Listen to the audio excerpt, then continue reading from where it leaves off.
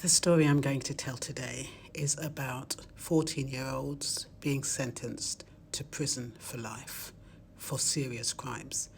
And this is taking place in Australia. So let me tell you the story. Once upon a time, I want you to imagine a courtroom filled with a silence so heavy you feel it in your bones. A child 14 years old stands in the dock, and yet the word child feels almost offensive to the families in the gallery because their own child isn't here anymore. Their world has been shattered, rearranged into something unrecognizable. And the boy standing there caused that. He caused harm so deep it feels bottomless. He created a wound in the world. And now the country must decide what justice looks like when the perpetrator is still growing. What does accountability mean when the offender hasn't even finished childhood? Some people say the answer is simple: lock him away forever, a life sentence, full stop. And if you sit behind a victim's family, if you listen to the mother who no longer sleeps or the father whose hands tremble when he speaks, you might feel your own certainty harden into something sharp. Because their grief has no parole, their nightmares have no review date, their sentence is life. One mother told me, I wake up every day to realize my daughter is still gone, so why should he ever wake up free? And that pain is real.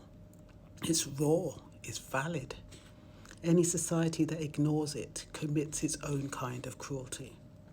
And here's the part that is harder to hold, the part no politician wins votes for saying out loud. We're talking about a 14-year-old, a barely formed human being whose brain is still under construction. A child who may be capable of monstrous acts without yet understanding the magnitude of what he's done. So what do? Do we build a system that mirrors our heartbreak? Or do we build a system that reflects our highest principles? Because the choices before us are brutal in their complexity. The life sentence for a child, what does that really mean? When people think of a life sentence, they imagine a cold metal door closing forever, never again opening. But for children, most legal systems, including those Australia has historically aligned with, interpret life differently. Technically, you can sentence a child to life, but morally, practically, neurologically, society understands it cannot treat a teenager as if nothing in them will ever change.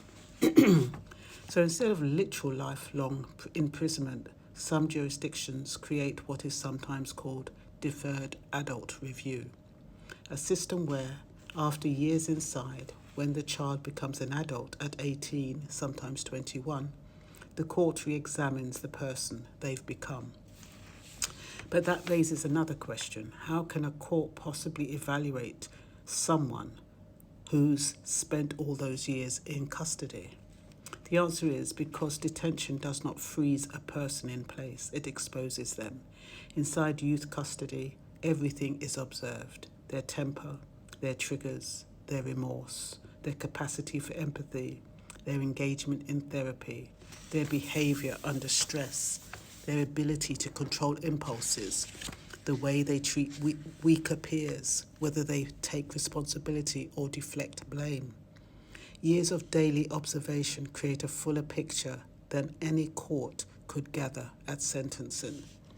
Psychologists test them, teachers assess them, social workers write reports, case managers track their growth or their stagnation.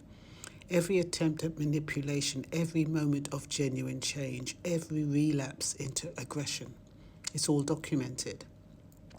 So when the day comes, 18 or 21, the court isn't meeting a stranger. It's meeting a young adult whose choices, behavior, and development have been mapped with forensic detail. A deferred adult review isn't softness, it's scrutiny, stretched across years. A prison cell for decades is expensive, but high-intensity community supervision, electronic tagging, therapy mandates, housing controls, police check-ins, risk assessments, and emergency recall powers. That is a bureaucratic machine that also drains resources, and the truth is, neither option, whether you put them in prison or whether you have supervision over the child, is cheap or simple. This is the burden of justice. Everything costs and everything leaves a scar. So what do we do with a child who has done the unforgivable? We build a system with 3 truths held at once. The community must be protected without compromise. The victims deserve honour, validation, and a justice that acknowledges their lifelong pain. A 14-year-old, however terrifying their crime, is still capable of becoming someone different. This is not mercy, this is realism. It is a hard path, a heavy path, a path no one wishes to walk, but perhaps it is the only path that keeps the door closed firmly enough to protect the community, yet open just a crack for the fate, possibility, the fragile hope that even someone who once brought so much darkness might someday grow into someone who will never harm again. What Australia must decide? Well, Australia stands at the crossroads many countries have already faced. How do we punish a child whose actions are unforgivable? How do we honour victims while not abandoning the idea that teenagers can still grow? How do we ensure community safety without constructing a machine of perpetual fear? A system of long-term detention followed by deferred adult review, followed by strict and enforceable community controls is one answer.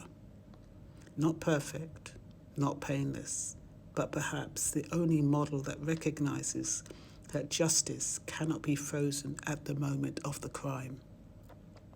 Not for victims, not for society, not for the offender.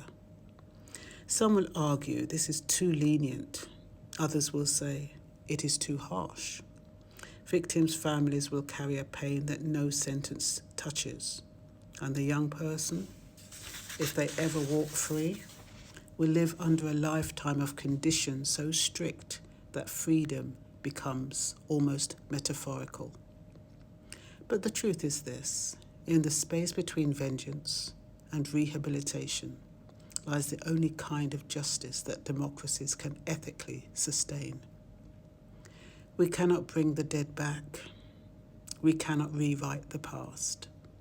But we can build systems that protect life, honour loss, and still leave room, however small, for the possibility that a child who destroyed a life or lives may someday understand the weight of what they've done.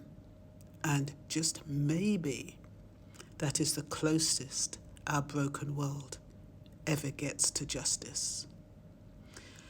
And so yes, I did that video because there is a bit of controversy about sentencing a 14-year-old to life, but like I've said, there are different strategies in place, options, not complete freedom, but relative freedom in the sense that if they do allow the child to be released, it would be under tagging, strict supervision, a lot of monitoring, and it will almost be like they're in prison, but actually the advantage of that option is that they can still integrate socially outside closed doors. So they're weighing up the pros and cons at the moment, and we'll have to watch this space. So just look out for Australia. 14-year-old children are getting a life sentence, and that will tell you everything you need to know. I tend to just take snippets and I kind of create my little story. As you know, I'm a writer, and that's how it works. So I hope you found this informative, and speak to you again soon. Bye-bye.